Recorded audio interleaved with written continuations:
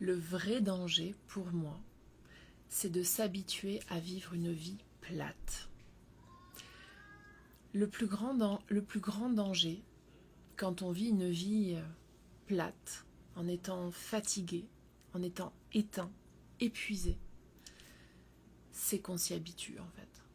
Qu'est-ce que je veux dire par là?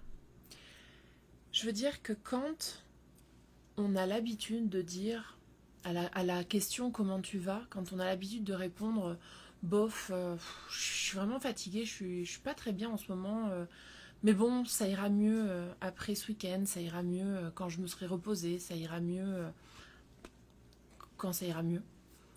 Ça pourrait être pire aussi, je pourrais être malade. Quand on s'habitue justement à cet état de fatigue extrême et que on commence à organiser toute notre vie autour de ça, autour de cet état de fatigue, ça devient un danger. Pourquoi? Parce que quand on est dans une fatigue extrême, quand on est épuisé, comment votre corps y réagit? Moi, personnellement, quand je suis épuisée, j'ai envie de rien. J'ai plus d'élan. J'ai plus d'envie de me bouger pour faire X ou Y. Donc, qui dit plus d'envie de me bouger, plus de mise en action. Je ne mets pas de mouvement dans ma vie. Et donc, ce manque d'élan, ce manque de mouvement dans notre vie, il implique qu'on a moins d'envie aussi d'aller vers nos objectifs, moins d'envie d'aller vers nos rêves, nos désirs. Donc ça, c'est le danger en fait. Quand on commence à s'habituer à cet état de fatigue extrême et d'épuisement,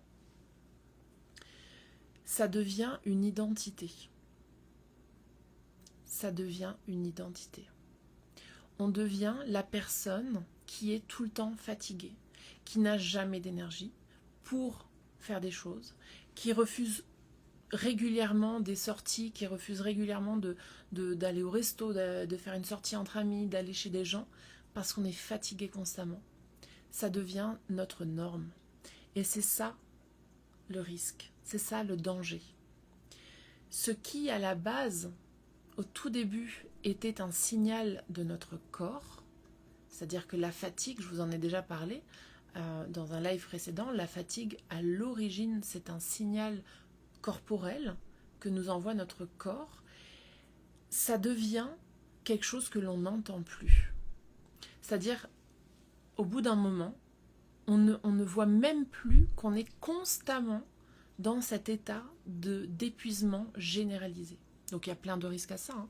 Et évidemment, les risques les plus grands, c'est de partir en burn-out, partir en maladie, quelle qu'elle soit, et plein d'autres choses, plein de détraquements finalement de notre corps. Mais sans aller aussi loin, parce qu'on n'est pas obligé d'en arriver là, on peut aussi vivre dans un état permanent de « je suis fatiguée, je suis épuisée, je me sens vraiment vidée ». Et tout ça, en fait, tous ces signaux que notre corps nous envoie à l'origine, quand on normalise finalement le fait d'être constamment dans cet état, on ne les entend plus. Je vais vous donner un autre exemple pour les personnes qui sont parents. Pour les parents de ma communauté, est-ce que ça vous est déjà arrivé, avant d'être papa ou maman, quand peut-être, je dis bien peut-être, c'est peut-être pas votre cas, mais en tout cas, ça peut arriver qu'avant de devenir parent, quand il y a beaucoup de bruit d'enfants autour de nous, quand on est dans des fêtes familiales, des réunions entre amis, etc., et qu'il y a du bruit, ça vous met une tête comme ça, parce que vous n'êtes pas habitué en fait. Et vraiment, ça vous agresse les oreilles. Et puis arrive le moment où on devient parent, et que peut-être nos enfants sont un peu bruyants aussi. Et en fait, au bout d'un moment, nous, les parents, et je me mets dedans parce que ça m'arrive aussi, on les entend même plus en fait. On les entend même plus faire du bruit, tellement on a normalisé ça dans notre tête, dans notre cerveau. C'est devenu notre norme, on n'entend plus ces hurlements, ces cris, etc. C'est de ça dont on parle. Sauf que à l'inverse, où là c'est quelque chose d'extérieur, quand on parle des enfants c'est extérieur, là je vous parle de votre corps, de votre fatigue. La clé du live d'aujourd'hui, et je dis bien que c'est une clé, c'est de absolument refuser de normaliser tout ce qui nous éteint. Il faut absolument refuser de normaliser ce qui nous éteint. Ce qui nous éteint, qui est en lien avec cette fatigue. Et pour ça, je vous ai préparé deux questions qui sont intéressantes à se poser. Parce qu'on a le droit de vouloir plus pour nous, en fait. On a le droit de se dire, merde, là, en fait, j'en peux plus de ma vie, j'en peux plus de ma situation, je veux que ça change. Ok. Posez-vous la question. À quoi est-ce que j'ai renoncé parce que j'étais fatiguée? Quelles sont les choses auxquelles j'ai dit non parce que j'étais fatiguée? À quoi j'ai renoncé? C'est une première piste. Et la deuxième, c'est, et si cette fatigue extrême était une invitation à autre chose? Ça serait quoi, à votre avis? Je donne des exemples pour peut-être vous aider à répondre à cette deuxième question. Si cette fatigue était une invitation à autre chose, qu'est-ce que ça serait? Est-ce que peut-être ça serait d'aller se reposer? Donc ça, on fait écho à cette fatigue corporelle dont je vous parlais en début de semaine. Ok, ça c'est une des possibilités. Est-ce que ça fait écho avec le fait de peut-être ne plus voir certaines personnes parce qu'elles vous épuisent, parce qu'elles vous vident? Je ne sais pas si vous avez déjà vécu ce sentiment d'être avec quelqu'un, que ce soit des amis, de la famille, ou même dans un séminaire ou un endroit où il y a beaucoup de monde, et à la fin de la journée, vous vous sentez vidé, épuisé. Est-ce que c'est une invitation à peut-être s'éloigner temporellement de certaines personnes? Ou alors, est-ce que c'est une invitation, je ne sais pas moi, à ralentir, à se demander, est-ce que je suis au bon endroit dans ma vie, dans mon travail?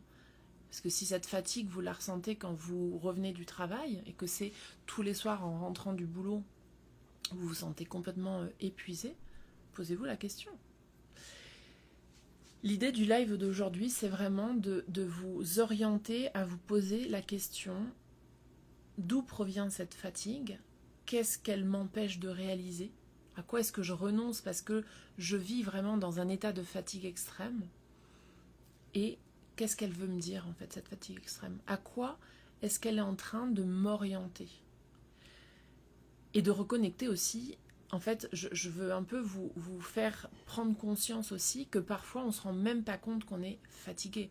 Parce que la fatigue, quand on a sommeil, il y a des symptômes qu'on peut observer. J'ai les yeux qui se ferment tout seuls, ou mes paupières sont lourdes, ou j'ai les yeux qui piquent, je fais que de bâiller. Ça, ce sont des symptômes que l'on reconnaît facilement et qui sont factuels.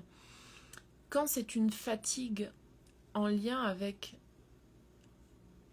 le mauvais emplacement que l'on est, quand c'est ce type de fatigue-là, c'est plus sournois parce qu'on ne va pas forcément la reconnaître de la même façon.